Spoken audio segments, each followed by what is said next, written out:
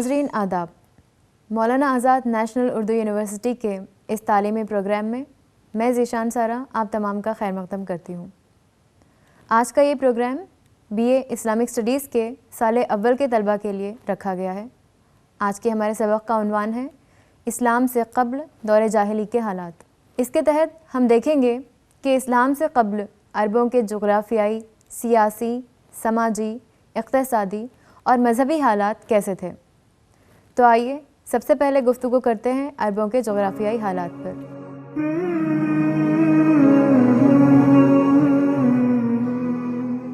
बर-ए-आज़म Asia के जुनूब में और हमारे मुल्क हिंदुस्तान के मगरबी जानिब एक समंदर बहता है, जिसके एक किनारे पर हिंदुस्तान और दूसरे किनारे पर अरब का मुल्क वाक़ है। मुल्क अरब के मशरक़ी जानिब खलीज फ़ारस और मगरबी जानिब बहर अहमर है, जो अरब को अफ़्रीका से अलग करता है। इसी बहर अहमर को अबूर करके अरब के लोग हबशा, जिसका मौजूदा नाम इथोपिया है, वहाँ तिजारत के गर्ज से जाया करते थे। और माबादे इस्लाम भी मुसलमानों की जो पहली हिजरत हुई वो इसी मकाम यानी हबशा की तरफ वाक़ हुई। इसके अलावा अरब के शुमाली जानिब मुल्क शाम वाक़ है, जहाँ उस वक्त रूमियों की हुकूमत कायम थी। और उसके अलावा जुनूब में बैर हिंद वाक़ है। अरब को अरब क्यों कहते हैं, इसके मुतालिक दो राय हैं। पहली ये कि लफ्ज़ अरब अरबा से निकला, जिसके माने सहरा और रेगिस्तान के हैं। चूँकि अरब का एक बड़ा हिस्सा रेगिस्तान पर मबनी है, इसलिए वो इलाका अरब कहलाया। लफ्ज़ अरब के एक और माने भी हैं, वो है फसाहत और बलागत। चूँकि उनकी ज़ुबान बहुत फसीह और जामे है, लिहाजा इस मुनासिबत से वो ख़ुद को अरब बोलते थे। लेकिन मौरिख़ीन ने पहली राय को ज़्यादा सही करार दिया। अरब की आबो हवा काफ़ी गर्म और खुश्क है, वहाँ बारिश बहुत कम होती है और उसका अक्सर और बेशतर हिस्सा सहरा और रेगिस्तान पर मुश्तमिल है। अरब के सबसे बड़े रेगिस्तान का नाम अर्रुबुल खाली है, जो जुनूब वस्ती अरब में वाक़ है। रेगिस्तानी इलाका मौसम के एतबार से दो इलाक़ों में तकसीम होता है। एक गर्माई इलाका जहाँ मौसम गर्मा में ही बारिश और सब्ज़ा होता है, और दूसरा सरमाई इलाका जहाँ मौसम सरमा ही में बारिश और सब्ज़ा होता है। और इसी वजह से बदवी लोग चारे की तलाश में साल के दो मौसम दो अलग अलग इलाक़ों में गुजारते थे। इसके अलावा अरब के बीच का हिस्सा बंजर और गैर आबाद है। समंदर से लगे हुए होने की वजह से सिर्फ उसके किनारों पर सरसब्ज़ी व शादाबी है और उन्हीं इलाक़ों में उस मुल्क के लोग आबाद हैं। माबाकी पूरे अरब में छोटे और मुतवस्सित दर्जे के पहाड़ी सिलसिले फैले हुए हैं। उनमें सबसे तवील पहाड़ी सिलसिला जबल सिरात है, जो जुनूब में यमन से शुरू होकर शुमाल में मुल्क शाम तक पहुँचता है। इसी तरह मगरिब में मौजूद मशहूर पहाड़ी सिलसिला हिजाज़ है, जिसमें इस्लामी दुनिया का मुक़द्दस तरीन शहर मक्का मुकर्रमा आबाद है। इन पहाड़ी सिलसिलों के दरमियानी इलाक़े मैदान पर मुश्तमिल होते हैं, जो अरब में बहुत कम हैं। ये मैदानी इलाक़े रिहाइश के लिए मौजू और ज़रख़ेज़ी की वजह से काबिल काश्त होते हैं, लिहाजा वहाँ वाफर मकदार में अनाज जैसे गेहूँ पैदा होता है और पूरे अरब को सप्लाई होता है। इन इलाक़ों में सबसे अहम यमामा और ताइफ के इलाक़े हैं। इन रेतीले या रेगिस्तानी इलाक़ों के दरमियान में जो सरसब्ज़ व शादाब इलाक़ा होता है वो नखलिस्तान कहलाता है, जहाँ पानी की वाफर मकदार मौजूद होने के सबब खजूर के बागात, सब्ज़ा और चारा मौजूद होता है। इसके अलावा काश्तकारी भी यहाँ खूब होती है। मदीना और खैबर इसकी मिसालें हैं। मौरिख़ीन ने कौम अरब को उनकी नस्ल के एतबार से तीन तबक़ों में तकसीम किया है। पहला तबक़ा अरब बाइदा कहलाता है। ये अरब के असल बाशिंदे थे और इस्लाम की आमद से सदियों पहले इस नस्ल की कौमों का वजूद भी ख़त्म हो गया। ये लोग आरामी भी कहलाते थे। उनमें कौम अमायका, कौम आद और कौम समूद शामिल हैं। दूसरा तबक़ा अरब आरबा है, जो ख़हतानी भी कहलाते हैं। इस तबक़े की दो शाखें हुई, जिनमें एक बनु ख़ज़ाआ है, जो मक्का में आकर आबाद हो गई, और उसकी दूसरी शाख मदीना मुनव्वरा मुंतकिल हो गई, जहाँ वो औस और खज़रज नामी दो कबीलों में बट गई। यही औस और खज़रज माबाद इस्लाम अंसार कहलाए। तीसरा तबक़ा अरब मुस्तारबा कहलाया। ये हज़रत इब्राहीम अलैहिस्सलाम के बड़े बेटे हज़रत इस्माईल अलैहिस्सलाम के औलाद में से थे और बनु अदनान कहलाते थे। हिजाज़ में इस तबक़े की अक्सर कौमें आकर आबाद हो गई। उनमें आगे चलकर बनु अदनान का मशहूर कबीला कुरैश हुआ, जिसके ख़ानदान बनु हाशिम से नबी आखिर मोहम्मद सल्लल्लाहु अलैहि वसल्लम का ताल्लुक़ है।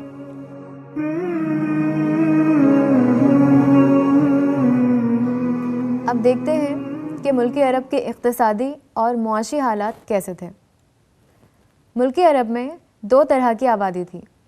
وہ لوگ جو شہروں، قصبوں اور دیہاتوں میں زندگی بسر کرتے تھے وہ حضری یا شہری کہلاتے تھے، اور وہ لوگ جن کا کوئی مستقل ٹھکانہ نہیں ہوتا وہ بدوی یا خانہ بدوش کہلاتے تھے، جو پانی اور چارے کی تلاش میں موسم سرما و گرما میں عرب کے مختلف علاقوں میں رہائش اختیار کرتے رہتے تھے۔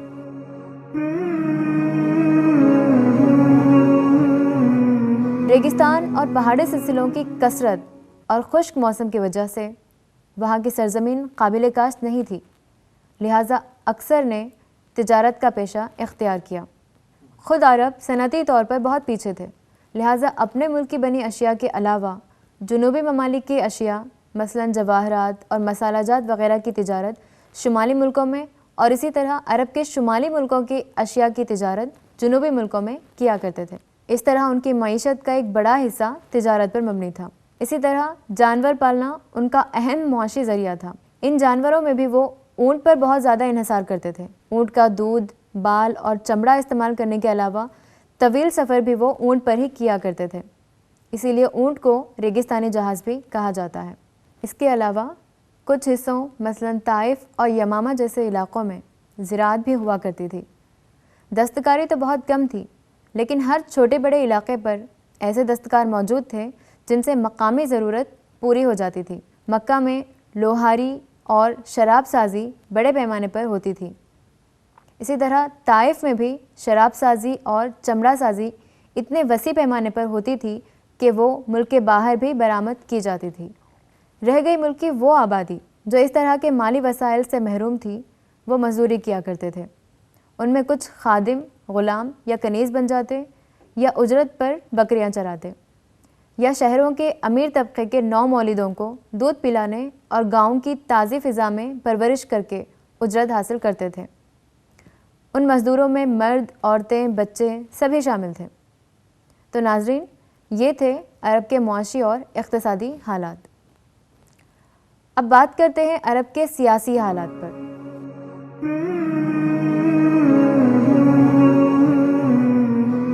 عربوں کا کوئی باضابطہ سیاسی نظام نہیں تھا، بلکہ پورے عرب میں قدیم زمانے سے قبائلی نظام چلا آ رہا تھا۔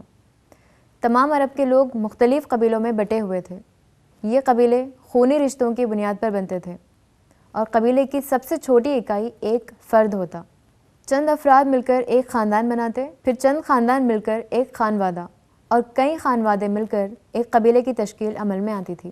چھوٹے قبیلے میں 400 سے 500 کے قریب افراد ہوتے، جبکہ بڑے قبیلے 5 سے 8,000 تک افراد پر مشتمل ہوتے تھے، مثلاً قبیلے قریش اور حوازن۔ ہر قبیلے کے تمام خاندان اور خانوادوں کے اپنے علیحدہ سردار ہوا کرتے تھے، جو عمر، تجربہ اور دیگر صلاحیتوں کی بنیاد پر منتخب ہوتے تھے۔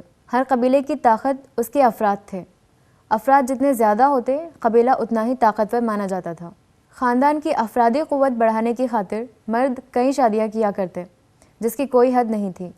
اسی پر روک لگانے کے لیے اسلام نے بعد میں 4 کی حد مقرر کر دی، بشرطے کہ انصاف کر سکو، ورنہ 2 شادیوں کی بھی اجازت اسلام نہیں دیتا۔ عرب میں بہت سے بڑے بڑے شہر تھے، لیکن کعبۃ اللہ کی موجودگی کی وجہ سے مکہ کو مرکزی حیثیت حاصل تھی، اور کعبۃ اللہ حضرت ابراہیم علیہ السلام اور حضرت اسماعیل علیہ السلام نے تعمیر کیا تھا۔ حضرت اسماعیل ہی کی نسل میں بنو عدنان ہوئے، جن کی 10ویں نسل میں فہر بن مالک ہوئے، اور انہی کا لقب قریش تھا۔ صدیوں سے اس نسل کے لوگوں نے کعبۃ اللہ کے قریبی علاقے کو ہی اپنا مسکن بنائے رکھا۔ اسی فہر بن مالک کی نسل میں قصی ابن کلاب ہوئے، جو مکہ کے بہت بااثر بلکہ سب سے بڑے سردار تھے، جنہوں نے اس جگہ پر شہر مکہ کی بنیاد رکھی اور وہاں قبیلے قریش کے تمام خانوادوں اور خاندانوں کو متحد کیا اور کعبے کے آس پاس کے مکانوں میں بسایا۔ ان خاندانوں میں قصی ابن کلاب کے خاندان بنو ہاشم کے علاوہ بنو تیم، بنو مخزوم، بنو عدی اور بنو سہم وغیرہ اہم خاندان تھے۔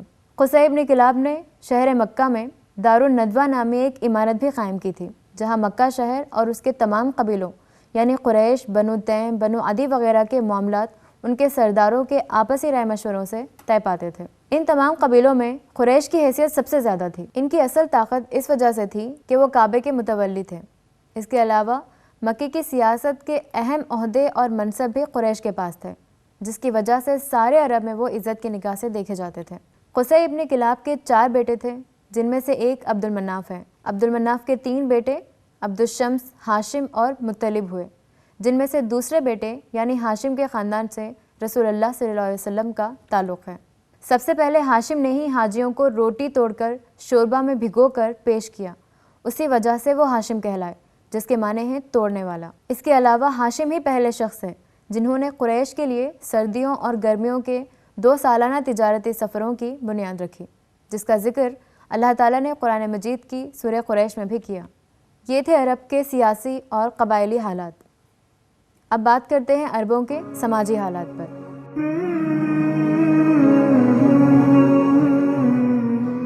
جیسا کہ ہم نے دیکھا، عرب کے سماج میں شہری اور بدوی 2 طرح کے لوگ آباد تھے، البتہ بدویوں کی بنسبت شہری لوگ زیادہ مہذب تھے۔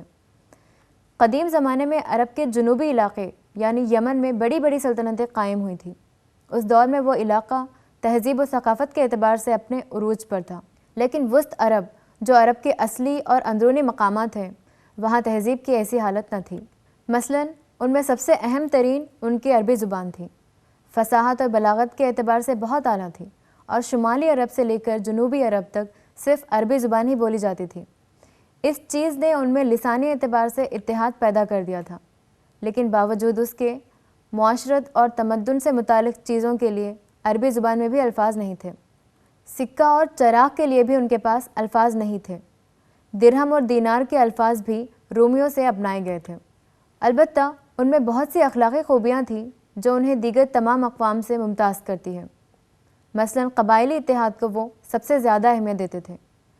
ہر قبیلے کے اپنے قوانین تھے اور ہر فرد اس کی پابندی کرتا تھا، اور اپنے قبیلے کی عزت اور عصمت کی خاطر اپنی جان تک قربان کر دیتا تھا۔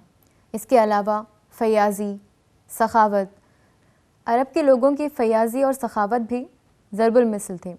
حاتم طائی کا تعلق عرب ہی کے قبیلے بنو طے سے تھا، جو اپنی فیاضی اور سخاوت کے لیے مشہور ہے۔ مہمان نوازی میں بھی عرب کا کوئی ثانی نہیں تھا۔ کسی شخص کی کل جمع پونجی 1 اونٹ ہوتا تو وہ 1 اونٹ بھی مہمان کے آنے پر قربان کر دیتا تھا۔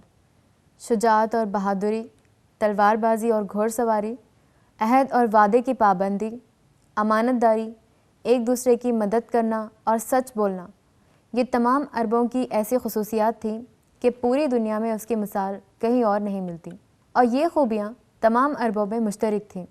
لیکن ان تمام خوبیوں کے علاوہ ان میں کچھ سنگین سماجی و اخلاقی برائیاں بھی پیدا ہو گئی تھیں۔ ایک طرف عرب کے امراء اور سرداروں کا وہ طبقہ تھا جس کو دولت کے نشے نے ظالم اور مغرور بنا دیا تھا۔ اقتدار کے نشے میں کمزور طبقے پر ظلم کے پہاڑ توڑے جاتے تھے، غلاموں کے ساتھ جانوروں جیسا سلوک کیا جاتا تھا۔ دوسری طرف غربا و مساکین اور غلاموں کی بھی ایک کثیر تعداد تھی۔ دولت نے امیروں کو اور غربت و جہالت نے غریبوں کو شراب نوشی اور قمار بازی میں مبتلا کر دیا تھا، حتیٰ کہ بعض اوقات وہ اپنی بیوی اور بچوں کو بھی داؤ پر لگا دیتے تھے۔ معمولی باتوں پر قبیلوں کے درمیان جنگیں چھڑ جاتی جو برسوں چلتی رہتی تھی۔ مثلاً اگر ایک قبیلے کی اونٹنی کسی قبیلے کی علاقے میں چلی جاتی اور وہ اس کو ذبح کر دیتے تو ان 2 قبیلوں کے درمیان جنگ چھڑ جاتی جو سال ہر سال تک جاری رہتی تھی۔ عموماً یہ لڑائی پانی کی خاطر ہوتی تھی۔ ریگستانی علاقہ ہونے کی وجہ سے کچھ ہی جگہ پانی دستیاب ہوتا اور اس علاقے کے لیے آپس میں خوریزی ہو جایا کرتی۔ سینکڑوں افراد ان جنگوں کی نظر ہو جاتے اور ہزاروں عورتیں بیوہ، کئی بچے یتیم ہو جاتے تھے۔ اسلام سے قبل جنگ و جدال کا یہ دور ایام العرب بھی کہلاتا ہے۔ ایسے ہی تجارتی قافلوں کو، مسافروں کو اور گھروں کو لوٹنا وہاں عام بات تھی، بلکہ اس سے بڑھ کر لوٹ مار ان کے پیشے میں شامل تھا، جسے وہ ذریعہ معاش اور بہادری کی علامت سمجھتے تھے۔ زنا اور بدکاری گرچہ عام نہیں تھی، لیکن عوام میں کسی حد تک رائج ہو گئی تھی۔ شریف خاندان عام طور پر اس سے بچے ہوئے تھے۔ عموماً عورتوں کی عزت ان کے سماج میں کم تھی۔ کچھ قبیلے ایسے تھے جس کے لوگ پیدا ہونے کے بعد اپنی لڑکیوں کو زندہ دفن کر دیا کرتے تھے۔ کسی کے یہاں لڑکی پیدا ہوتی تو وہ شرم کے باعث سماج سے اپنا منہ چھپاتے پھرتے تھے۔ لڑکیوں کی پیدائش کو اپنے لیے باعث ننگ و عار سمجھتے تھے، لیکن یہ رسم عرب کے تمام قبیلوں میں رائج نہیں تھی۔ قبیلہ بنو تمیم اس میں سب سے آگے تھا۔ مورخین نے اس کی ایک وجہ غریبی اور تنگ دستی بھی بیان کی ہے۔ عرب کا علاقہ جہاں زندگی جینے کے لیے بہت محنت درکار تھی۔ ایسے میں ایک لڑکی جو والد اور بھائی کا ساتھ بھی نہیں دے سکتی، ان کا ہاتھ نہیں بٹا سکتی، اس کی پرورش کرنا اور کسی اور گھر میں اسے بیاہ دینا والدین کے لیے ایک بہت بڑے بوجھ کی بات ہوتی تھی۔ لیکن بہرحال قتل ہی ہوتا ہے، اس لیے اسلام نے اس کی سختی سے مذمت کی اور ایسے لوگوں کو ملامت زدہ ٹھہرایا ہے۔ اس کے علاوہ دور جاہلی میں ایک مرد جتنی چاہتا بیویاں کر سکتا تھا اور بے شمار باندیاں رکھتا تھا۔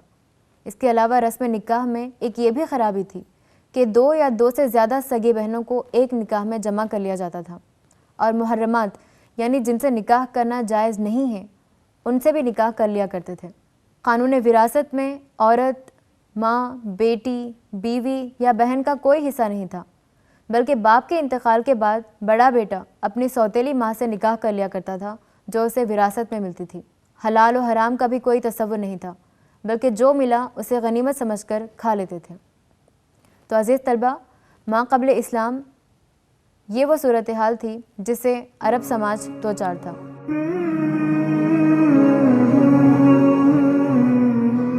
اب بات کرتے ہیں عربوں کے مذہبی حالات پر۔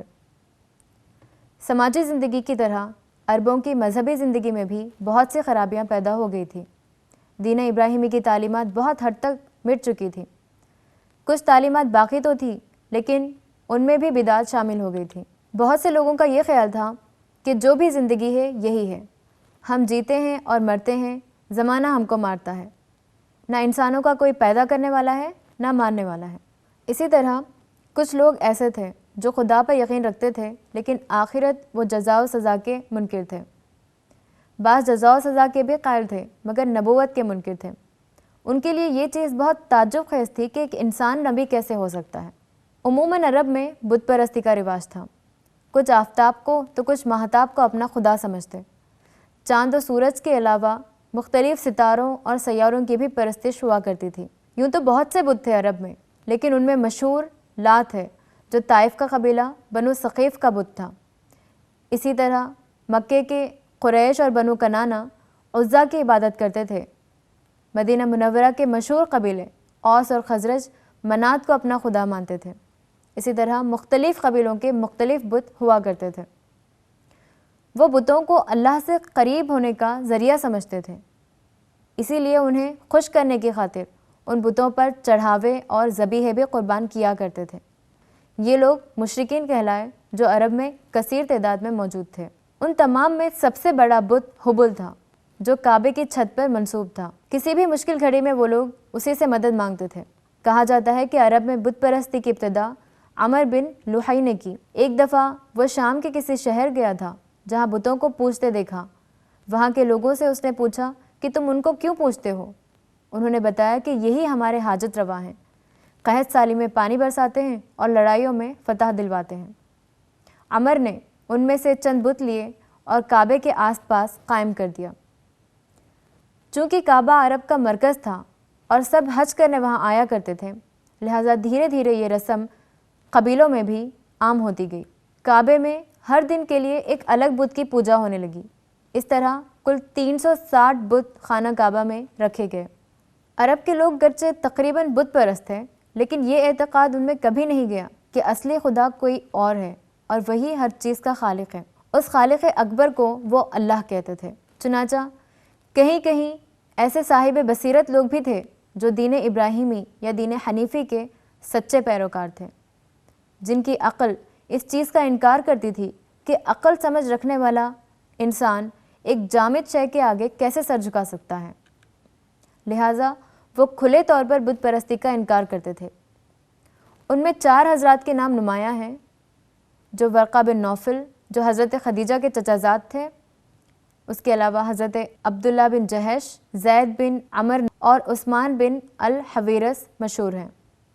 ان میں سے ورقہ بن نوفل نے سچائی کی تلاش میں عیسائی مذہب قبول کر لیا تھا اور مابقی نے اپنے آپ کو حضرت ابراہیم کا پیروکار قرار دیا۔ ان چاروں کا تعلق نبی کریم صلی اللہ علیہ وسلم کے ظہور سے صرف چند برس پہلے سے ہے۔ نہ صرف سرزمین عرب بلکہ پوری دنیا میں اس وقت خدائے واحد کا نام لینے والا کوئی نہیں تھا۔ اللہ کی سرزمین پر ظالموں کی حکومت اس وقت قائم ہو گئی تھی۔ یہ وہ حالات تھے جن میں محمد صلی اللہ علیہ وسلم کو رحمت للعالمین بنا کر پوری انسانیت کی رہنمائی کے لیے بھیجا گیا۔ عزیز طلبہ، آج کے سبق میں ہم نے سیکھا کہ اسلام سے قبل دور جاہلی کے حالات کیسے تھے۔ ملک عرب کے جغرافیائی حالات، سیاسی و قبائلی نظام، عرب سماج کی اخلاقی خوبیوں اور خامیوں کے ساتھ ساتھ عرب قوم کے مذہبی عقیدے کے بارے میں بھی ہم نے تفصیلی معلومات حاصل کی۔ مزید مطالعے کے لیے آپ اسکرین پر نمایاں کتابوں سے استفادہ کر سکتے ہیں۔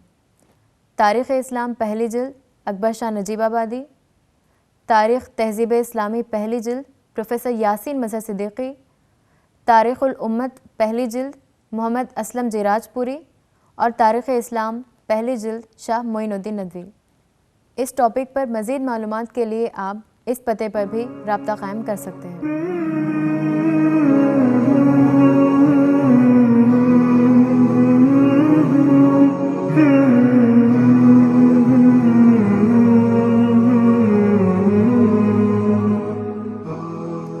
آج ہم یہی ختم کرتے ہیں۔ اگلے سیشن میں پھر ملاقات ہوگی ایک نئے عنوان کے ساتھ۔ تب تک کے لیے آپ سے اجازت چاہتے ہیں۔ آداب۔